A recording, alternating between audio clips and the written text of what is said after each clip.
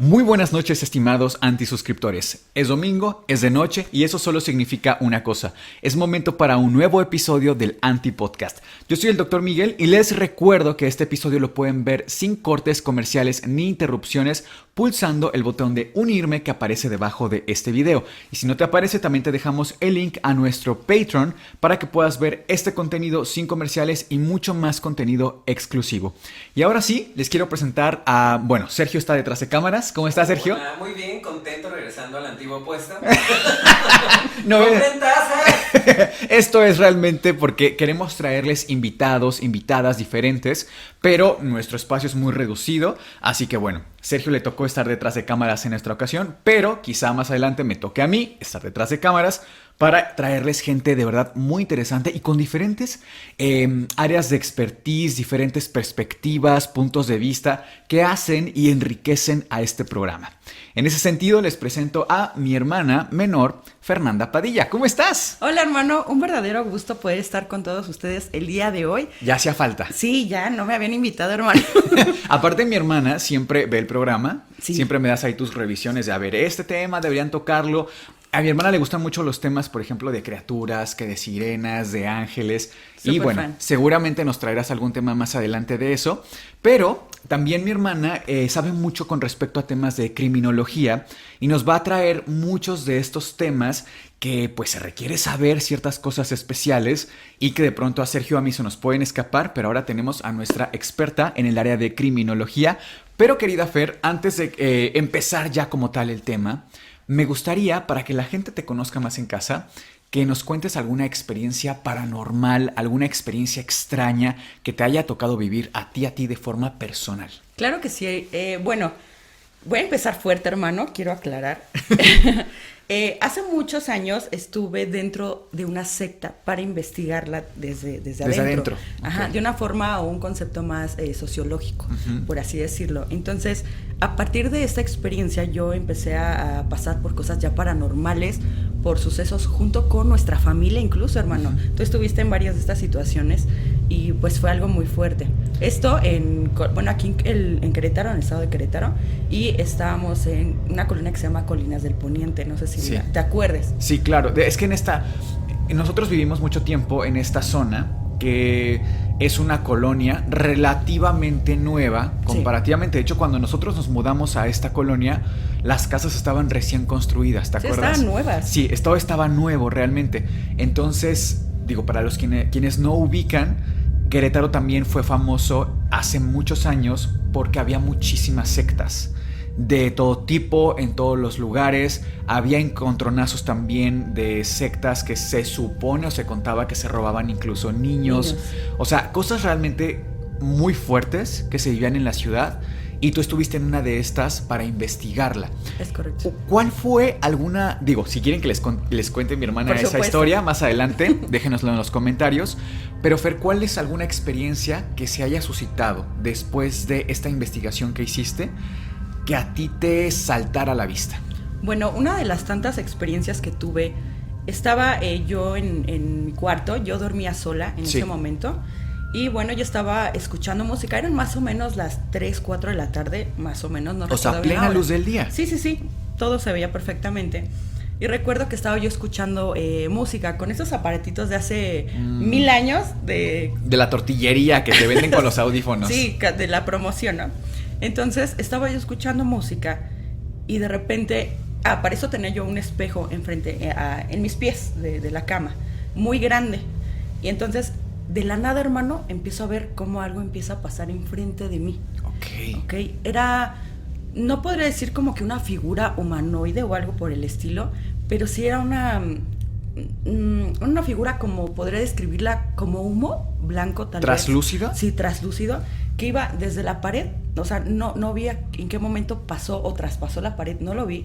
Pero empezó a pasar enfrente de mí. O sea, ejercía movimiento. Sí. Esta, vamos a llamarle entidad. Sí. De un lado para el otro. ¿Notaste si, por ejemplo, tenía extremidades o tenía alguna característica que te hiciera incluso reconocerla? No, hermano. Simplemente fue esto. Yo presté atención de la parte de esta parte del tronco como hacia arriba. Ok. Yo no volteé a ver si tenía como pies, si tenía como brazos. Era algo muy traslúcido y sin una forma muy específica. ¿Y qué hiciste después? ¿Cuál fue tu reacción? Me quedé en shock hasta que traspasó la pared.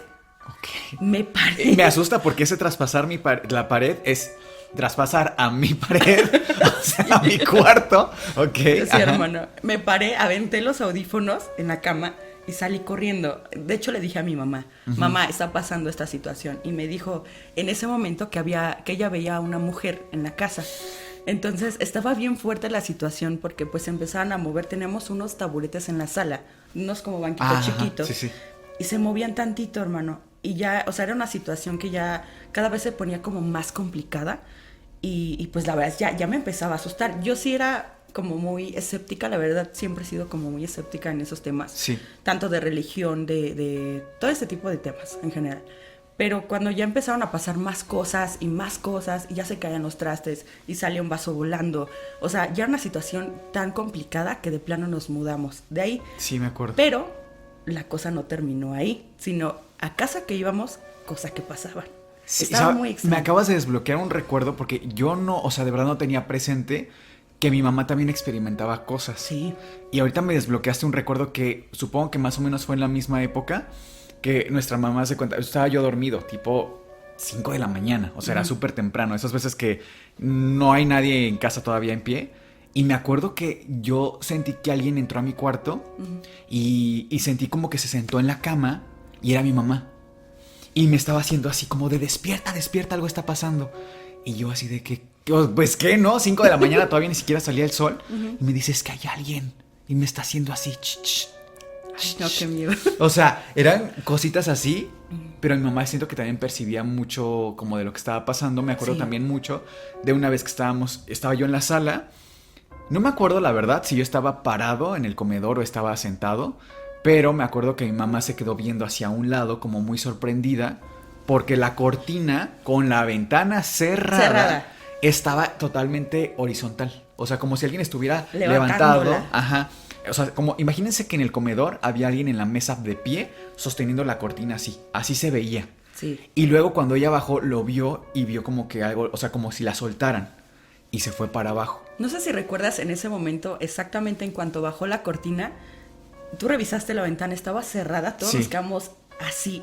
Y en ese momento, en la ventana del lado derecho y izquierdo, había un sol y una luna de barro que mi mamá había pintado. No sé si lo recuerdas. Sí, ajá. En ese momento se cae la luna y se cae el sol. No me acordaba de eso. Sí, hermano, nos paramos hechos la fregada. Según yo me acordaba que muy valientes. No, hermano. Yo investigando a ver si había alguien detrás de la cortina. No, hermano. Es que de verdad me gustaría hasta volver a esa casa porque, fíjate, ahora hablando contigo, ya lo había contado yo aquí con Sergio, por ejemplo, pero hay cosas de las que no me acordaba. Otra cosa que de verdad ojalá pudiéramos volver. Creo que esto nunca te lo conté o no me acuerdo, pero tengo súper presente que en esa misma casa, si tú te asomabas desde tu ventana o desde la mía, podías ver en la pared de la vecina, pero en el techo, vaya. Imagínense cuando te asomas por la ventana y ves el techo de tu vecina, como una pared del tinaco del contenedor de agua. Yo les juro que se veía el rostro de una mujer, pero no cualquier mujer. O sea, era idéntica la forma a la Virgen de Guadalupe. ¿Qué? Sí, No me lo contaste. así, mira, lo tengo ahorita, me lo desbloqueaste.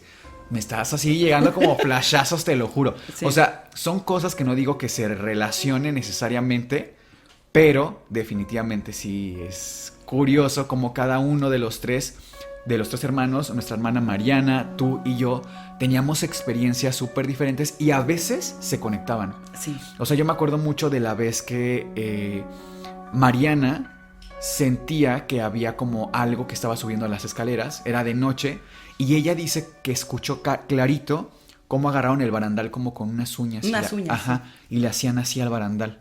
Y en ese momento, 2, 3 de la mañana, yo empiezo a gritar, siendo niños, Sí. yo empiezo a gritar porque veo que hay algo entrando a mi cuarto. Justo en la dirección del barandal estaba mi cuarto. Entonces, o sea, ella experimentó algo totalmente auditivo y que pues hasta no da miedo, ¿no? Porque es como, pues igual y es alguien que se levantó al baño, qué sé yo. Exacto. Estaba su puerta cerrada, no podía ver. Pero pues del otro lado estaba por pasar algo mucho más inquietante. Sí, y bueno, ya para no alargar como tanto esto, que sí da como para... Sí, para toda la vida. Para largo. Pero no sé si supiste que en esta misma casa una vecina tenía una visita, la vecina del lado izquierdo. Uh-huh. Y bueno, en la noche, cuando nos mudamos a esta casa, no teníamos como cortinas como tal. En mi habitación no tenía cortinas. Entonces, la vecina llega un día con mi papá y le dice, oye, ¿sabes qué? Hay una situación. Mi papá, ¿qué pasa? ¿Qué sucede? Entonces, la vecina le dice que su mamá no podía dormir la noche anterior y que se asoma por la ventana de la parte de atrás, precisamente en donde estás diciendo, ahorita por eso me acordé. Entonces, esta persona, la mamá de la vecina, se asoma por la ventana, uh-huh, casual, 3, 4 de la mañana, y ve a un cuate, o sea, a un joven, a un fulano totalmente desconocido, vestido totalmente de negro, me dijo que tenía como barba de candado, estaba en cuclillas viendo hacia mi ventana, o sea, me estaba viendo dormir. Ay, o sea, pasaron muchísimas cosas, por eso no sé si se conecte tanto tal vez con algo que tuvo que ver con la secta, con todo esto que estuvimos adentro, pero no nada más se desataron bajo esta situación o después de que yo hiciera esta investigación, porque desde de niños, no sé si recuerdes también que estábamos en tu cuarto y acaban de comprar un refrigerador y un balón salió volando, no sé si recuerdes. Ah, sí. Pasaron 1000 cosas, o sea, nos han pasado 1000 cosas. Les podríamos hacer un episodio solo de experiencias familiares, porque tenemos muchas. Y después cuando nos mudamos de esa casa, yo me encontré a los vecinos de los lados, uh-huh, y me contaban que escuchaban a una mujer llorando con un bebé adentro de la casa, pero nunca hubo un bebé ahí. No, jamás. Y para adentrarnos al tema de esta noche, me gustaría decirles que sí, va a haber invocaciones, pero en este episodio las vamos a dejar al final. Me gustaría preguntarte, hermana, dentro de todo lo que tú has estudiado de criminología y te estás empapando de estos temas, estás muy sumergida en todo esto, te quiero preguntar, ¿cuál es ese caso que sigue sin resolverse, que es tan misterioso, que sigue abierto, que tú dices, me llama mucho la atención, los componentes de todo este caso misterioso? ¿Cuál es ese caso que tú dices, qué pasó aquí? Híjole, Miguel, yo creo que hay muchos casos que podríamos hablar aquí en el Antipodcast, sí, pero no he visto que toquen uno muy interesante, que es el de la pequeña JonBenét Ramsey. Uh-huh. No sé si te suene un poquito sobre este nombre. Sí, más o menos he llegado a escuchar de JonBenét Ramsey. Según yo, es esta pequeñita que tuvo un trágico final y que sí, sigue sin resolverse su caso, ¿no? Exactamente, sigue abierto. Cuéntanos quién es ella. Sigue abierto este caso precisamente.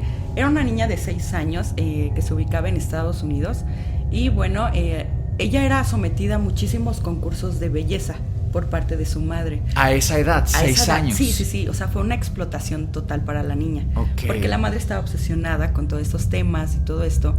Y bueno, al parecer hubo un encubrimiento por parte de su familia hacia el asesino de esta pequeña niña. Queda, como te digo, abierto este caso. Se volvieron a retomar esta investigación por un grupo de especialistas y encontraron como nuevas pistas muy, muy interesantes, uh-huh, que nos hacen deducir quién pudo haber sido el criminal. Culpable. Exactamente. Ok. Ahorita, como un contexto general, ¿nos podrías contar qué onda con la familia? ¿Alguna característica en especial a lo mejor del padre, de la madre? Esta obsesión que tenían porque JonBenét, porque según yo recuerdo, la familia de JonBenét está muy bien acomodada. O sea, el papá era millonario. Sí, era un magnate. Sí. O sea, no tenía ninguna necesidad económica de poner a trabajar a su hija de 6 años, ¿no? En absoluto. O sea, entonces, ¿de dónde viene esta verdadera obsesión? Porque la niña estuviera en esos concursos, por ejemplo. ¿Cuáles son las características de la familia? Bueno, primeramente se encuentra el padre, que su nombre es JonBenét Ramsey. El mismo nombre que el de la niña. Sí, exactamente. De hecho, se usó para el mismo nombre JonBenét, lo juntaron y es el nombre de la niña. De acuerdo. JonBenét, ajá. Entonces, bueno, él anteriormente estuvo casado antes de este caso de los hechos y en este matrimonio tiene a sus primeros 3 hijos. 2 niñas y un niño. Una de las niñas se llama Elizabeth y la segunda Melinda y el niño se llamaba John. Y bueno, como dato curioso aquí, una de las niñas, Elizabeth, fallece en un accidente automovilístico a los 22 años de edad. O sea, ya siendo adulta es cuando tiene este accidente. Y fallece la chica. Okay. Entonces, bueno, pasa el tiempo y termina este matrimonio por causas totalmente desconocidas en 1978. Uh-huh. Entonces, bueno, ese es como el resumen del padre en lo personal. Ahorita Ok. vamos A con lo nivel de- económico, ¿sabemos a qué se dedicaba o si realmente sí era tan acomodado como se presume? Sí, de hecho, se dedicaba era como desarrollador de software y todo esto. Y Eh, aparte en esa época reventó Por muchísimo. supuesto. Sí, sí, sí. Estaba Ok. en una empresa que se llama Access Graphics. Y bueno, aquí era, híjole, tenía un cargo muy, muy alto, casi, casi de dueño. Entonces estaba como abajo pero ganaba muchísimo dinero. De hecho, la familia tenía 2 aviones y un yate de 9 metros. O sea, estamos hablando de una cantidad de dinero Absurda. impresionante. Sí, sí, sí. Sí, era ya grosera la cantidad de dinero que tenían. Entonces, pasa esto, él pues seguía trabajando, era quien daba dinero a la familia, quien la mantenía totalmente. Ajá. Esta Patsy, quien era su esposa, se casó con ella, La mamá de John Bennett. la mamá de John Bennett. Ella pues se dedicaba a estos concursos de belleza, estaba muy obsesionada desde también muy temprana edad, desde joven, y ella estaba en diversos concursos todo el tiempo.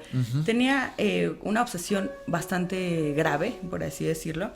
Y bueno, empieza a concursar también ella en este tipo de concursos de belleza y gana. De hecho, fue Miss Virginia Occidental. Entonces, fue una persona muy dedicada a este ramo de la belleza. Y bueno, ella estudió periodismo, pero no desarrolló como tal la carrera. Entonces fue como un tipo esposa trofeo para John. De acuerdo, ok. O sea, ella participó en muchísimos concursos y de ahí fue que decide meter a su hija. O sea, no había ninguna necesidad económica en absoluto, no había ningún problema económico, pero más bien era porque ella ya lo traía desde antes como antecedente, ¿no? Sí, quería como que su hija siguiera como el patrón que ella tenía. Que estos concursos a mí me parecen deplorables. Nefastos. Sí, la verdad es que son terribles. No sé si han visto, pero son concursos en los que a las pequeñas las ponen no solo a usar maquillaje, sino que muchas veces les hacen usar rellenos en el pecho, en la espalda baja, para simular la silueta mucho más adulta.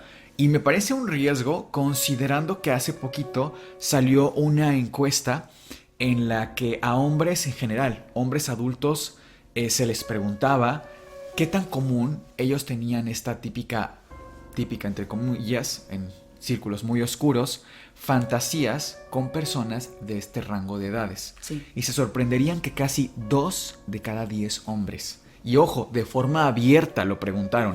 No crean que en cierta prisión, en cierto centro de rehabilitación de este tipo de temas, no.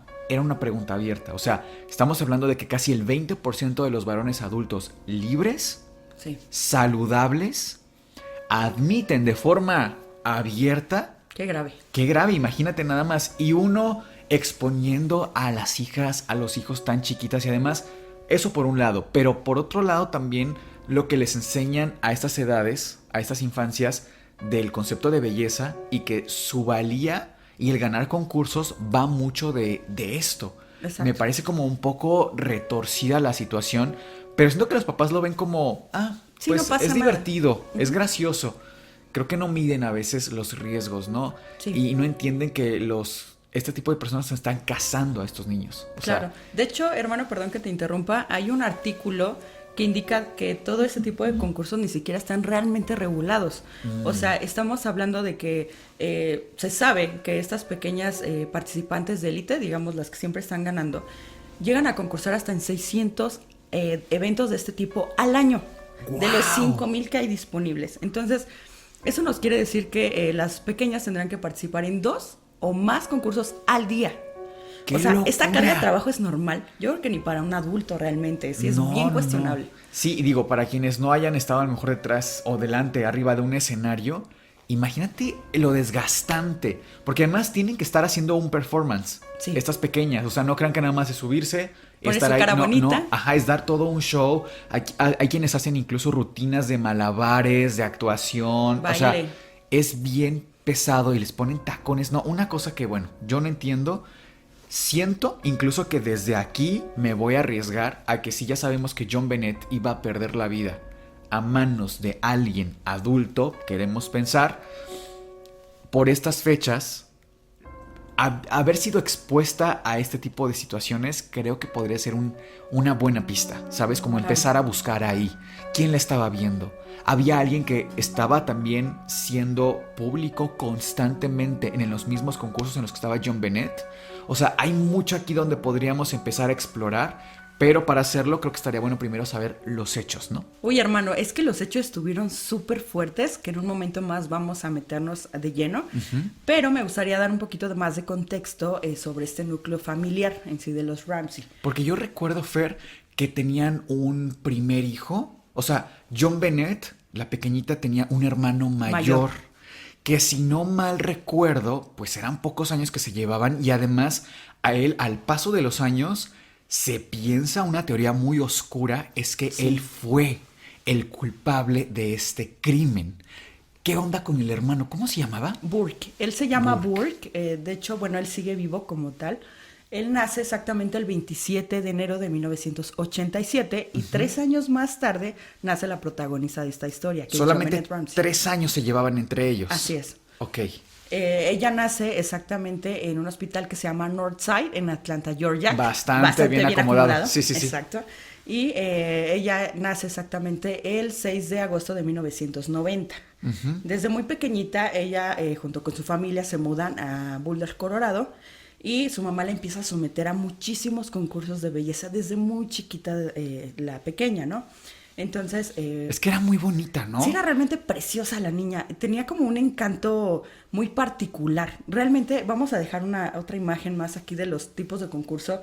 Cómo ella estaba, maquillada también y todo, pero ella era muy, muy bonita. Era muy como, no sé, llamaba mucho la atención. Tenía un encanto muy como muy especial. angelical era ella. Exactamente. Bien, es el 26 de diciembre de 1996, 5:52 de la mañana. Patsy, la madre de John Bennett, hace una llamada al 911 reportando la desaparición de la menor. Escuchemos la llamada original. 911 emergency. Police. What's going on? 5515th Street. What's going on there, ma'am? We have a kidnapping. Hurry, please. Explain to me what's going on, okay? There's a note left and our daughter's gone. A note was left and your daughter is gone? How old is your daughter? 6 years old. She's gone. 6 years old. How long ago was this? I don't know. I just found the note. And my daughter's Does it say who took her? What? Does it say who took her? I don't know. There's a ransom note here. It's a ransom note? It says SBTC. Victory. Please. Okay, what's your name? Are you Kathy Ramsey, I'm the mother. Oh my God. Please. I'm sending an officer over, okay? Please. Do you know how long she's been No, gone? I don't. Please, we just got out. Is she right here? Oh my God, please. Okay, girl. There's somebody. I am, honey. Please. Take a deep breath, Please, okay? hurry. Patsy.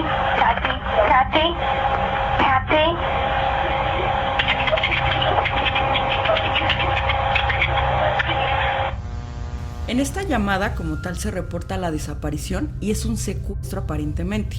Esto es denunciado por parte de Patsy, de la madre, a las autoridades, ya que encuentra una nota de secuestro en las escaleras de la cocina. O sea, quiero pensar que Patsy, casi 6 de la mañana, es que se levanta y se da cuenta de esta nota. Así es. Quiero yo también pensar, porque lo más lógico es que Patsy estaba llegando del evento o estaba bajando de su habitación. ¿Sabemos eso? Sí, bueno, antes, a la hora de los hechos, los padres estaban en un evento social, por así decirlo, y llegaron en la madrugada. Ya como alrededor, sí, como entre 4 y 5 de la mañana, se van a dormir y a la hora que Patsy se levanta, baja las escaleras y se encuentra con toda esta situación. Que digo, desde ahí también me hace un poco de ruido, ¿no? Porque por supuesto, no es que yo asista a muchos eventos de élite de Estados Unidos, pero me hace un poco de ruido pensar que un evento social se terminara casi al amanecer. Me parecería un poco hasta absurdo, ¿sabes? así es. Me parece igualmente absurdo que no se haya dejado una niñera, un familiar a cargo, teniendo toda la posibilidad económica para hacerlo, hasta contratar un servicio profesional de niñeras. Exacto. Sabiendo que además, ya llegaremos quizá a las teorías, pero siendo de un círculo social en donde hay muchas envidias, competencia, tienes enemigos, hasta políticos, o sea, hay mucho riesgo como para dejar tus puertas abiertas en ese sentido con tus hijos solo, y además tan chiquitos. O estamos hablando de que Burke era el que estaba a cargo de 9 años. Algo raro hay ahí definitivamente. Pero bueno, ella se da cuenta porque va llegando de este evento, ve la carta. Quiero pensar que de forma inmediata sube a ver si está presente John Bennett y no está. No está. No está en su cuarto, va al cuarto de Burke y él sí está. Es correcto. Es lo que podemos presumir hasta el momento. Hasta el momento. Que igual dentro de todo esto hay mucho que hace ruido. Dices tú, ¿por qué sí está Burke? ¿Por qué no se llevaron a los dos? Una nota hecha a mano. Para quienes no lo sepan, este tipo de acontecimientos es muy difícil que dejen una carta hecha a mano. Usualmente se hace con recortes de periódico, de revista para que no se pueda, digamos, estudiar tu escritura y no des ninguna pista.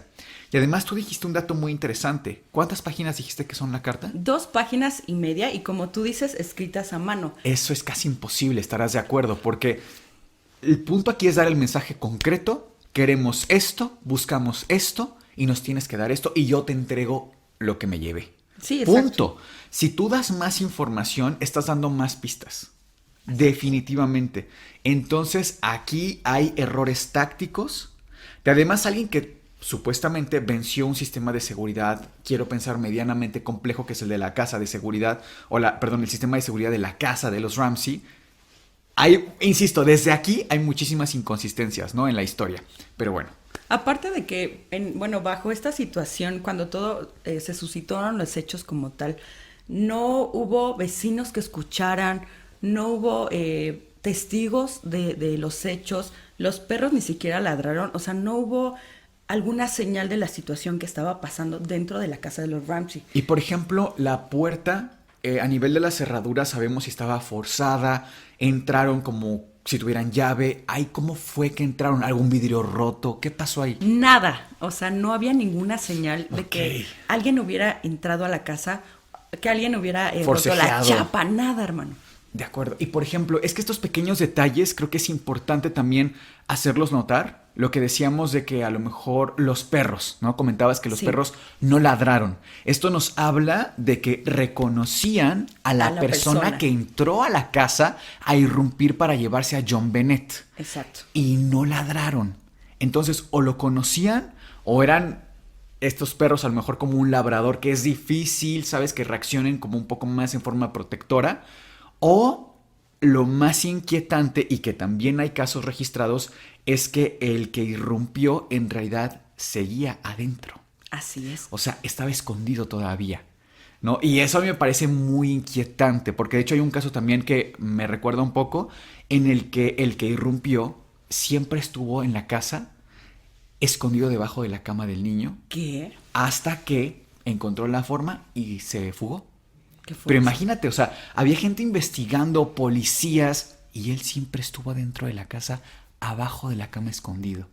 Sí, una cosa así muy fuerte, pero continúa, por favor. Claro que sí. Bueno, vamos a dar como unos puntos de este cuadro hasta este punto. Primeramente entra alguien sospechoso, alguien externo a la familia de los Ramseys a la casa. Los padres no están, los niños están dormidos, los dos. Ahora, esta persona toma la libreta con la que escribió la nota de secuestro y esta libreta casualmente pertenecía a Patsy, a la madre. O sea, ni siquiera venía como con una hoja preparado, o algo. Nada. Se hizo todo dentro en este momento, al ingresar. Entonces toma la libreta y empieza a hacer borradores. También toma la pluma que está exactamente debajo del teléfono que tienen ubicado los Ramsey y empieza a hacer borradores. O sea, no es como que ya lo tuviera pensado, hizo varios borradores, alrededor de 5 o 6 borradores, hasta que queda la nota final de 2 páginas y media. En esta carta, como te comentaba, es de 2 páginas y media y se hace una mención. De hecho, está pública la carta, la pueden checar en internet, la pueden googlear. A ver si les podemos leer algún pedacito, ahorita nos ponemos a buscarla y se las ponemos aquí. Exactamente. Señor Ramsey, escucha cuidadosamente. Somos un grupo de individuos. Respetamos tus negocios, pero no respetamos a tu país. En este preciso momento tenemos a tu hija bajo nuestro poder. Está sana y salva, y si quieres volver a verla, debes acatar nuestras instrucciones. Vas a retirar $118,000 de tu cuenta. Cuando llegues a casa, vas a poner el dinero en una bolsa de papel. Te llamaré entre las 8 y las 10 a.m. para darte instrucciones con respecto a la entrega. Cualquier falta a mis órdenes traerá como consecuencia la inmediata ejecución de tu hija. Sigue las instrucciones y tendrás a tu hija totalmente de regreso. No nos subestimes, John. Todo depende de ti. Victoria. En esta carta se menciona que piden exactamente $118,000 para el rescate. Aquí, haciendo una observación personal, sí se me hace como muy ilógico, sabiendo que la familia era millonaria. O sea, ¿por qué no haber pedido $1,000,000? Casualmente, este monto de $118,000, es un monto muy, muy parecido a un bono anual que recibía el padre en su trabajo. O sea, es alguien que tenía acceso a esa información. Pero era un monto sumamente específico, $118,000.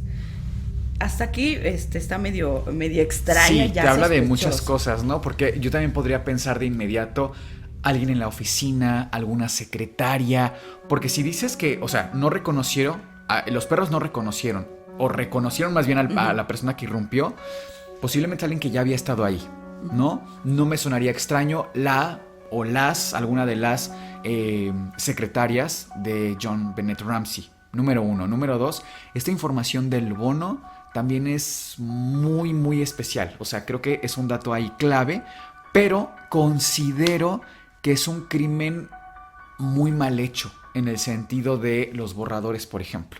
Este tipo de malhechores que tienen ya muy bien estudiado su blanco, ya saben a qué hora salen, a qué hora entran, pero pareciera desde aquí que fue alguien que simplemente vio la casa, se asomó por la ventana, logró abrir la chapa sin forzarla, porque quizá en eso ya tenía cierta experiencia. Posiblemente incluso aventó algo de comida a los perros, algún premio para que se entretuvieran, no hicieran ruido. Él entró, ¿qué me llevo? Lo más valioso, a John Bennett, ¿no? Porque obviamente, quieras que no, va a pelear mucho menos una pequeña de 6 que un pequeño de 9, un varón de 9, ¿no? Sí, en ese sentido hace cierta lógica. Y también hace sentido el que cuando entró el malhechor viera la casa, tienen obras de arte, tienen diferentes cosas valiosas, pues ¿cuánto pediré? Y se empieza de hacer de sus notas. O sea, hasta este punto creo que en ese sentido fue un crimen muy mal hecho, muy apresurado, no fue algo que tuviera muy bien planeado y estudiado. En absoluto. Totalmente, o sea, casi un ladrón de autos que sabía abrir como chapas clásicas de casas, ¿no? Pareciera. O, claro, algo mucho más oscuro es que alguien nos está mintiendo aquí. De hecho, bueno, ya han transcurrido 27 años de este suceso, de este asesinato, y actualmente, bueno, hace unos años más bien, una persona que se llama Jim Clemente, que es perfilador ya retirado del FBI y especialista en casos contra menores, junto con Laura Richards, quien es, también estuvo entrenada por el FBI y también es analista de comportamiento criminal. Uh-huh. Ellos dos juntan a un nuevo equipo de especialistas de talla mundial, junto con criminólogos, policías. Esto ya más actualmente. Sí, eso tiene alrededor de unos 5 años más o menos. O sea, se reabrió el caso como tal y se empezaron a analizar nuevamente las pruebas que estaban las más fuertes del caso de John Bennett. Primeramente toman el audio de la grabación de la llamada 911. Uh-huh. Y gracias a la tecnología suben la calidad del audio y al final de la grabación se pueden determinar unas frases que fueron realizadas por varias personas. No solo estaba en la llamada Patsy, la madre. Entonces está como bien fuerte. En un momento más les vamos a decir qué frases fueron las que se determinaron, las que se encontraron. Y posteriormente pasa el tiempo y logran contactar a la operadora del 911 que atendió la llamada. Ajá, en el 96. Hablan con ella y quieren tener una entrevista. Ella accede y le empiezan a preguntar, oye, ¿cómo estuvo el caso? ¿Tú qué escuchaste? Ella empieza a decir primeramente que nunca se le llamó para declarar a ninguno de los juicios del caso, como primera observación. Posteriormente dice que ella escucha decir a Patsy, ¿qué hiciste? Ayúdame, Jesús. ¿Qué hiciste? Ayúdame, Jesús. Ok. ¿De acuerdo?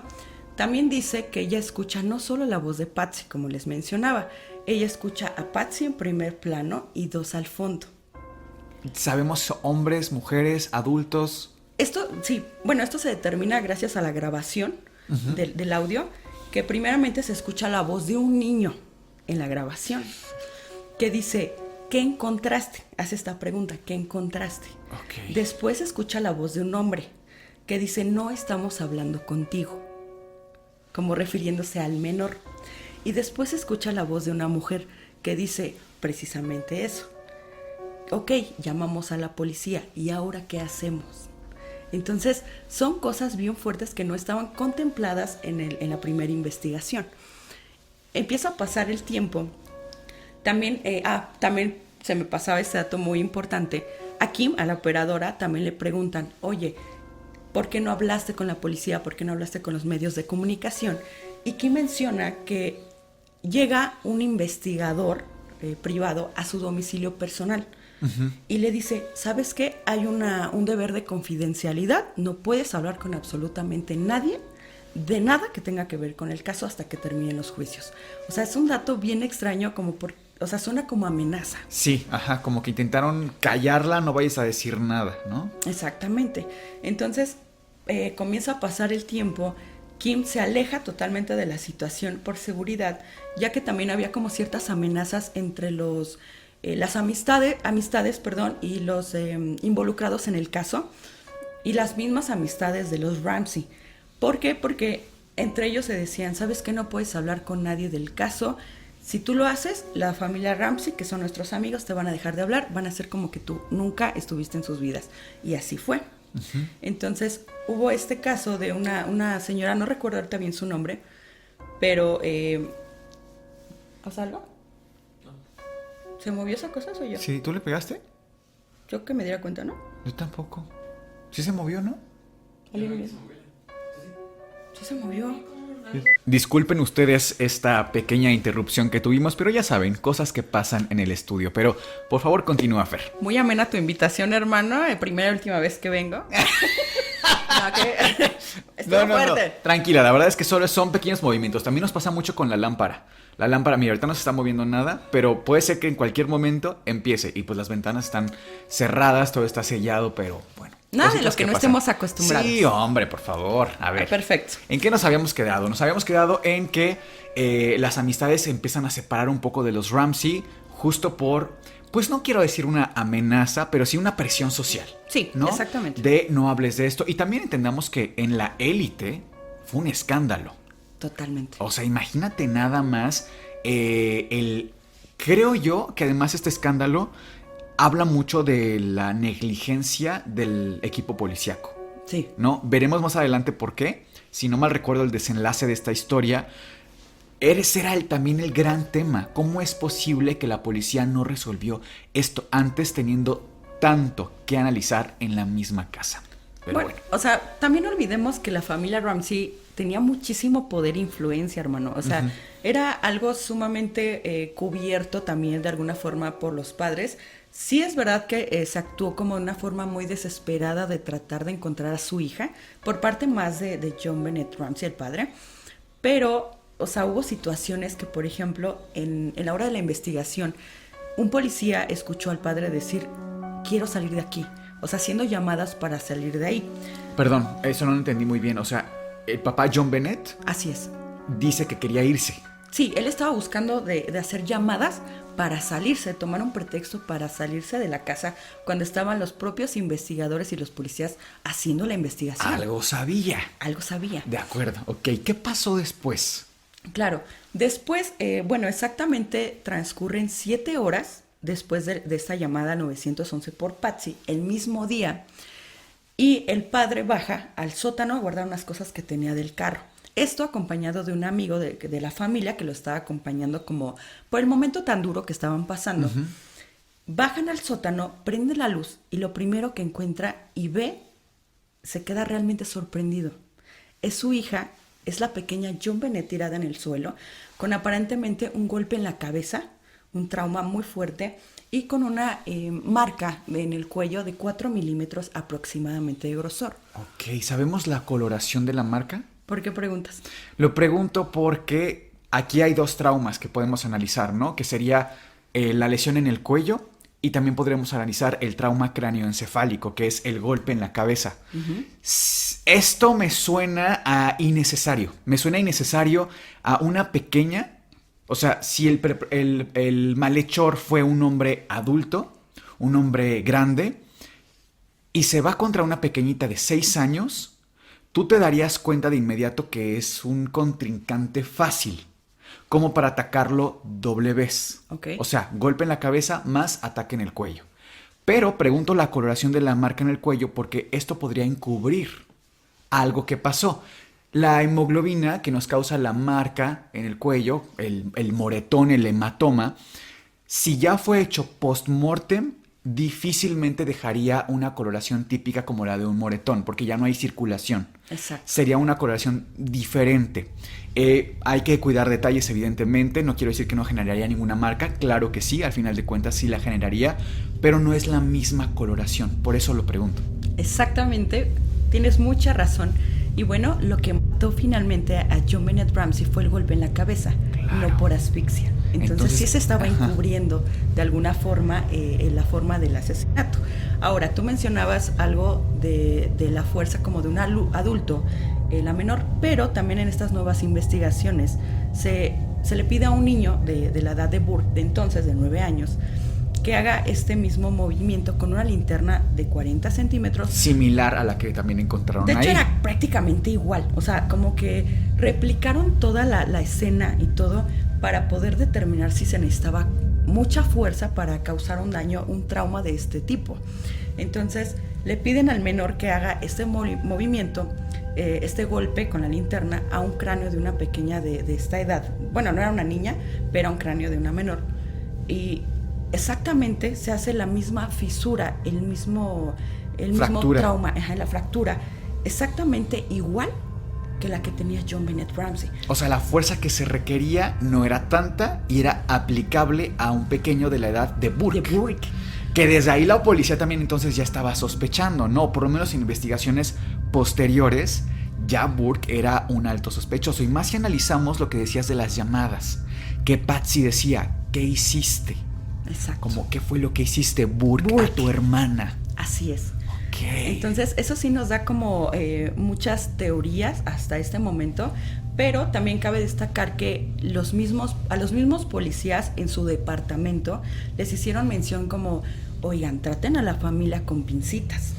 Sí. No me los toquen. Entonces, sí hubo mucho abuso como de poder, de influencia por parte de la familia Ramsey. Y sí siento que están como, que encubrieron una situación con Burke. Digo, es una opinión 100% personal, no me atrevería a acusar ni mucho menos, pero sí todo señala que hubo algo, un encubrimiento como tal hacia el menor. Y sabemos, por ejemplo, si los papás intentaron, no sé, esconder a John Bennett en algún punto, el sacarla de la casa, no sé, me recuerda mucho a este caso que se vivió en México de la pequeña Paulette. Sí. Que, o sea, estaba ahí mismo. De verdad, es de terror ver lo negligente que fue el sistema con este caso, que estaba ahí mismo en la cama, todo el tiempo estuvo ahí supuestamente. O sea, es increíble.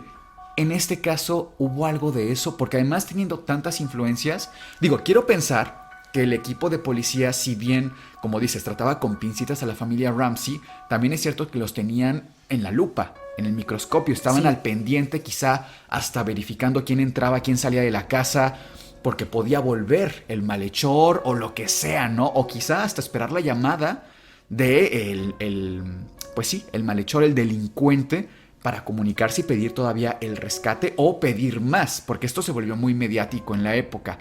¿Intentaron mover? Sí, el padre también, o sea, trató de mover cielo, mar y tierra para encontrar una a su pequeña y dos, de hecho, hizo como una alianza con la policía para, como un programa estos de rescate, por así decirlo, pero no hubo como señales de que el secuestrador se comunicara con la familia en ningún momento. De acuerdo. Aparte de todo esto, el padre, cuando encontrara a la pequeña, la toma y la sube. Entonces, ya desde ahí contaminó totalmente la escena del crimen. Totalmente. Se complicó todo terriblemente. Entonces, va escalando la investigación, pero empieza a haber más y más y más trabas. Ahora, bajo estas nuevas investigaciones se determina y se realiza un perfil lingüístico. No sé si has escuchado sobre este tipo de perfiles. Más o menos, la verdad es que no es mi área, pero hasta donde entiendo es, por ejemplo, en el caso de esta carta, se hace un análisis para ver justo eso, los detalles de a lo mejor qué tipo de persona lo escribe según el vocabulario que esté utilizando. Así es. Es decir, y no es por otra cosa, pero no es lo mismo que te haga sospechar una persona según cómo escriba con un lenguaje mucho más sofisticado que un lenguaje más simple o hasta con faltas de ortografía. O sea, correcto. te puede hablar incluso del nivel hasta académico Sí, de la persona. así es. Hay mucho que se revela en cómo comunicamos, en cómo escribimos, ¿no? Por eso decíamos que era un error fatal el hecho de que se escribiera a mano. Y tan larga además la carta. Creo que claro. si fue un secuestrador, fue un pésimo delincuente al final. Exactamente. Y bueno, finalmente se toma esta investigación, este análisis, y se determina que la forma de escritura es alta. ¿Eso qué quiere decir? Que Quiere sea decir alto. que tiene una forma, o sea, que no es un menor como tal, es un adulto que ya tiene como un desarrollo académico, como que es más preparado, se puede desarrollar de mejor manera, o sea, tiene De una acuerdo. escritura más avanzada, por así decirlo. Lo cual señala totalmente que la carta ni de chiste, por ejemplo, la escribió Burke. Sí, exactamente, o sea, es imposible. De hecho, también se determina que la edad de quien escribió esta carta fue de 30 años o más. ¿Qué edad tenían los papás? Pues tenían más de 30, eso sí coincide perfectamente con el perfil. ¿Algo más que nos dijera este análisis lingüístico de la carta que se hizo después de que la encuentran? Sí, fíjate que se determina también que tiene un lenguaje maternalista o en base a maternalista. ¿Esto qué significa? Que sea maternalista la carta.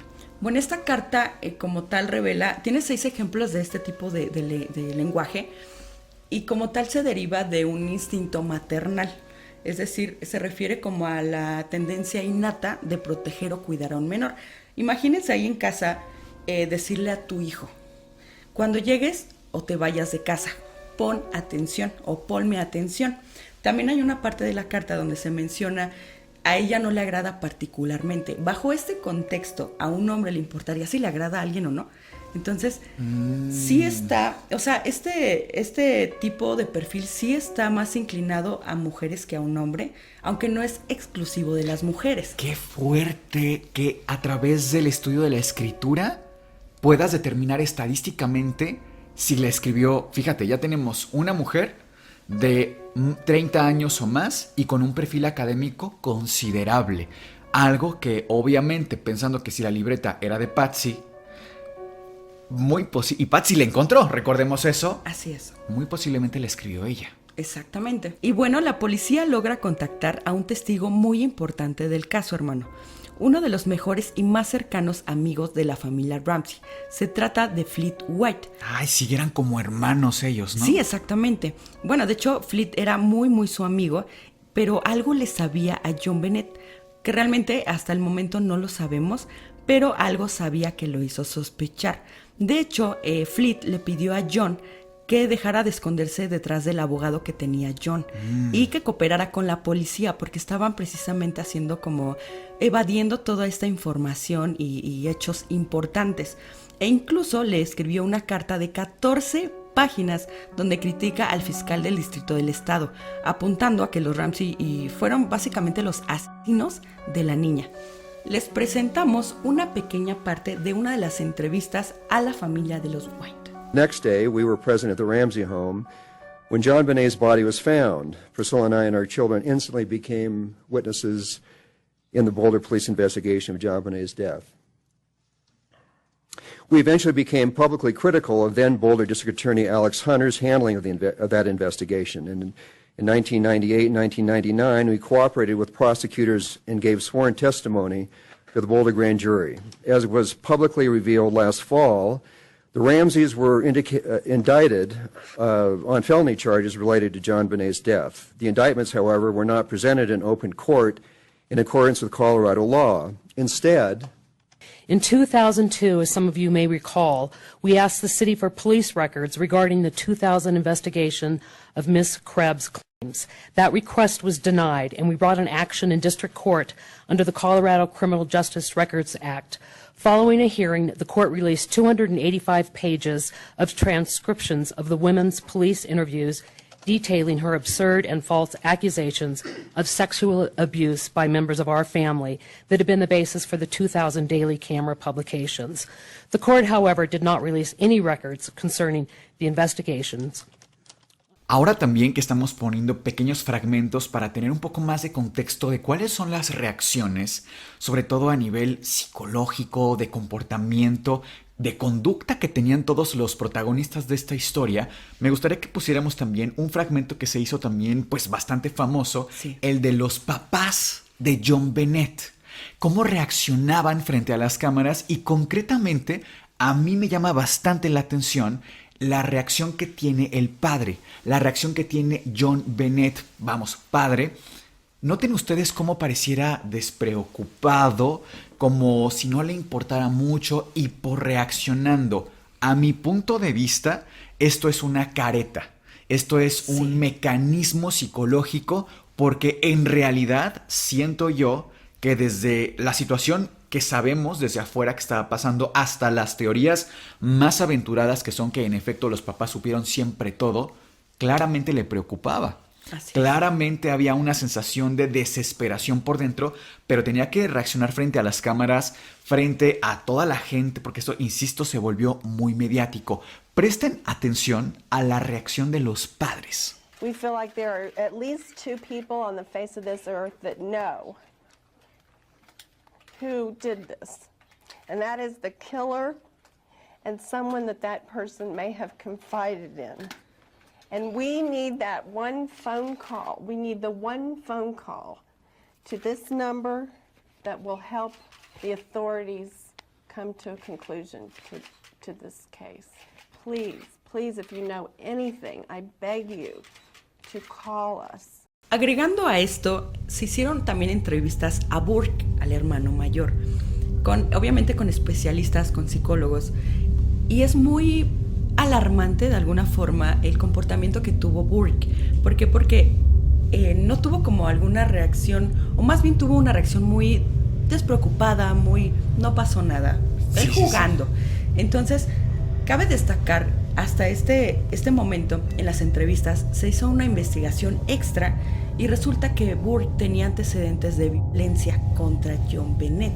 Cuando niño tenía como la empujaba, la lastimaba, ¿no? Según yo recuerdo. Sí, pero fue algo un poquito más grave todavía, porque por ejemplo, en una ocasión tomó un palo de golf y golpeó en la cara a John Bennett, haciéndole heridas bastante graves. Entonces, sí se toma como antecedente de violencia por parte de Burke hacia John Bennett. Ok, es que yo sabía antes de que tú nos contaras esto, que eran como empujones, pero como de típicos hermanos que se llevan un poquito pesados, ¿sabes? Uh-huh. Pero nunca me hubiera imaginado que con un palo de golf en la cara.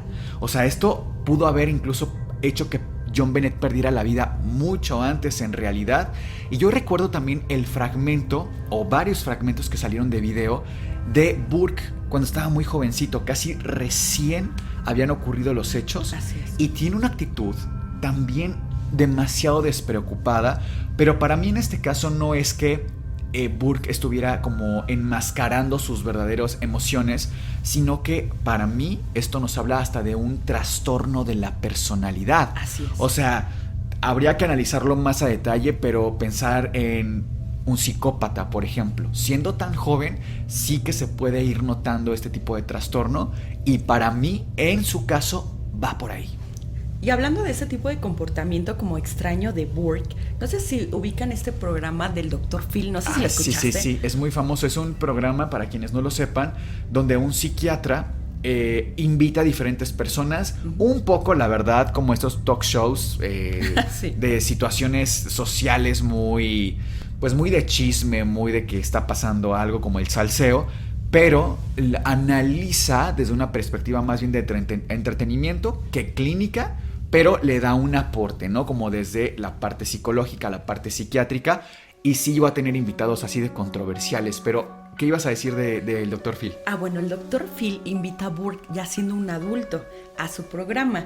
Y en una parte, de hecho, se hizo muy, muy viral este video, este fragmento del video, porque le pregunta directamente y viéndola a los ojos: ¿mataste a tu hermana John Bennett? ¿En el programa sí en el vivo? programa, así a secas. Ok, ¿y Bien cuál frío. fue su reacción? Burke se le queda viendo y dice no. Y voltea a ver a la cámara y sonríe. Juzguen ustedes mismos su reacción. There still are people that believe that you killed your sister. What do you say about that? Look at the evidence, or the lack thereof. Part of their rationale, these people say you are the only one that your parents would go to the lengths that they went to cover up everything that happened. When they say cover it up, they're talking about fabricating this ransom note. They're talking about if she was strangled, then causing the head injury. Doing all of this cover-up was all done to protect you because they didn't want to lose 2 children. That's their theory. I don't know what to say that because I know that's not what happened. There's been a few people that said that's not even physically possible for a 9-year-old to do that. Y bueno, finalmente el caso se mantuvo, entre comillas, abierto. Pasa el tiempo y Burke se gradúa de la universidad y se dedica como al desarrollo de software, como muy similar a su padre. Sí. Exacto. Entonces, actualmente tiene 36 años y ha desarrollado una vida relativamente tranquila. En cambio, Patsy falleció el 24 de junio del 2006 a ser previamente diagnosticada con cáncer de ovario. Imagínate qué fuerte. Y fue enterrada junto con su hija e hijastra. Por otro lado, John, después de la muerte de su esposa Patsy, a principios de la década del 2010 se casó nuevamente por tercera ocasión. No se volvieron a dar declaraciones después de esta última investigación, quedando pendiente la justicia para la pequeña John Bennett y saber quién fue el verdadero culpable. Hermano, después de toda esta historia, después de todo este caso de los hechos, ¿a qué conclusión o qué teoría podemos llegar? La verdad, definitivamente en que esto ocurrió con los papás estando en la casa. Okay. O sea, esto más o menos, no sé, quiero pensar, poner una hora de ejemplo, 10 de la noche, estaban todos en la casa y obviamente Burke atacó a John Bennett con la linterna. Se provoca el trauma craneoencefálico, John Bennett cae, pierde la conciencia. Los padres quizá escuchan o Burke incluso entra en pánico, grita, bajan los padres, ellos piensan en qué hacer y deciden como primer plan, claro, establecer que fue todo un delito externo, vamos a decirlo. Mandan a la cama a Burke, se quedan viendo el cuerpo de John Bennett. El padre, que tenía más fuerza y seguramente mayor poder de decisión, es quien decide hacerle la herida en el cuello a John Bennett para que pareciera que esa fue la causa y así exculpar de forma inmediata a Burke, porque no sería un mecanismo obvio o evidente para alguien de su edad. Ellos deciden buscar un móvil de cómo pasó estos hechos estando ellos presentes. ¿Y cuál era la estrategia más fácil? No estar presentes. Es como deciden salir, seguramente habrá un registro oculto que pagaron por efectivo en algún motel, algo donde se estuvieron resguardando por unas horas para fingir que estaban en un evento social, porque pues finalmente, y si bien se comenta mucho este evento social, yo por ahí leí que no hubo ningún testigo que los viera en ningún evento social que avalara, ¿no?, esta teoría. Al momento ellos llegan y es cuando empiezan ya con la cabeza un poco más fría a desarrollar esta teoría de la nota, no hazla tú, mejor hazla tú, etc. Creo que además, siendo John Bennett padre, pues la cabeza de familia, seguramente tendía a escribir muchísimo cheques, documentos a mano, claro, también de repente, y habría más fácil posibilidad de comparación entre su escritura de algún cheque con la de la nota, y no así con la de la madre, que seguramente pues no lo hacía tanto como John Bennett. También pienso que Burke tiene claramente un trastorno de la personalidad, o cuando menos rasgos de, y pienso también que pues fue una serie de hechos, porque también yo por ahí supe que había una lista de sospechosos. Así es. Y en esta lista de sospechosos figuraban personas bastante perturbadoras, entre las que no recuerdo ahora mismo el nombre, pero por ejemplo había alguien que sí estaba muy al pendiente de los concursos de John Bennett y que ya tenía antecedentes de abuso sexual infantil. Imagínate nada más, y que vivía a 10-15 minutos de la casa de los Ramsey. De hecho, perdón, ahorita que te interrumpa, de hecho sí hubo 5 sospechosos como tal, extras aparte de los padres de John Bennett. Eran, por ejemplo, ahorita viene a mi recuerdo, había una persona, un adulto mayor, que se disfrazaba de Santa Claus como para estar cerca de los niños, o había un delincuente exactamente que había sido liberado, pero tenía un registro de 15 agresiones sexuales contra menores. Entonces, y vivía a 20 minutos de John Bennett. Entonces, sí hubo muchos sospechosos como tal.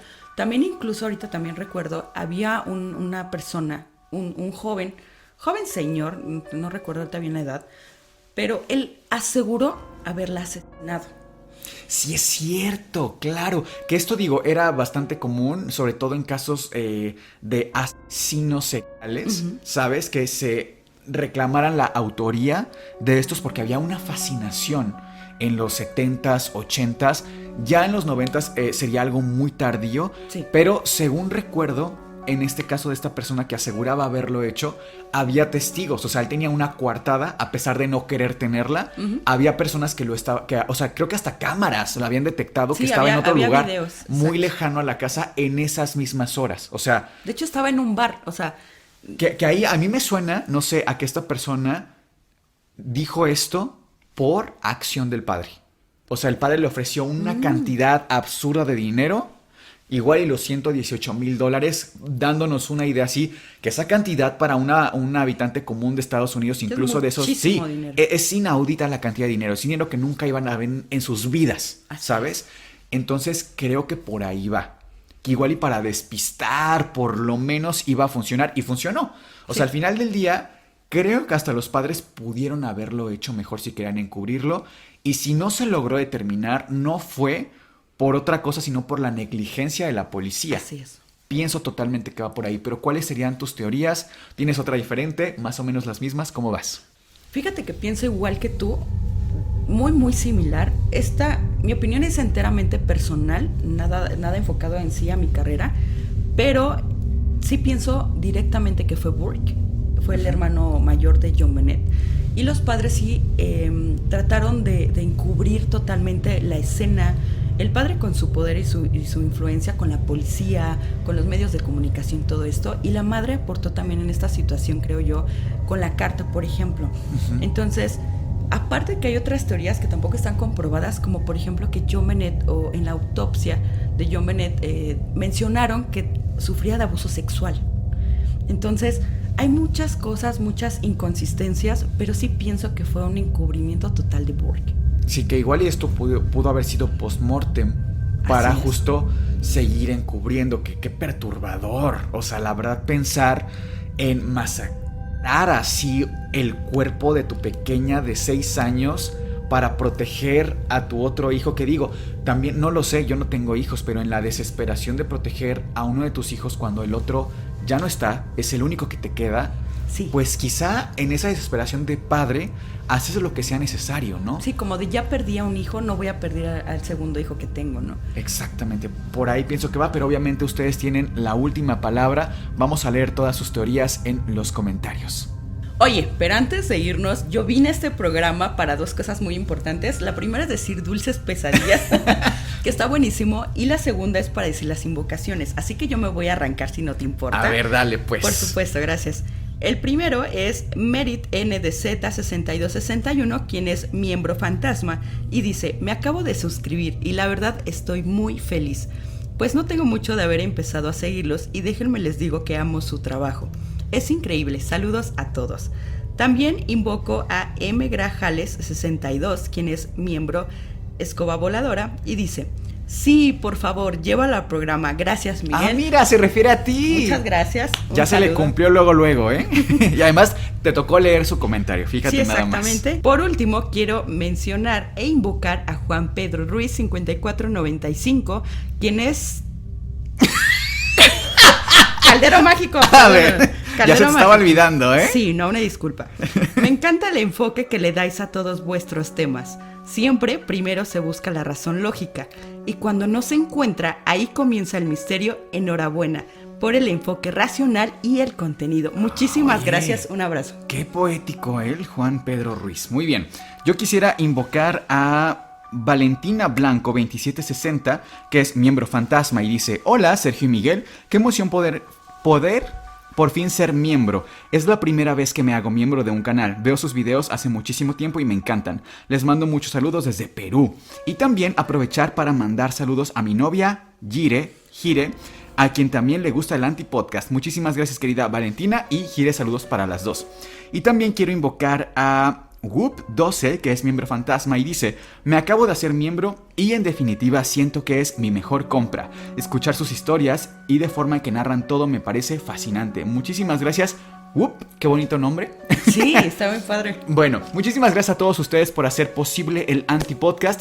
Esto fue pues un episodio diferente, ahora sí que en familia. Sí. También con Sergio detrás de cámara. Sergio, ¿algo más que agregar? Que nos compren tazas, por favor. Por favor, compren tazas, están desesperados ya. Sí, ya, oigan, ya firmadas por la primera generación. Sí. El primer talento que hubo aquí. Pero Qué bueno, fuerte. esto fue el Antipodcast y les deseamos dulces pesadillas.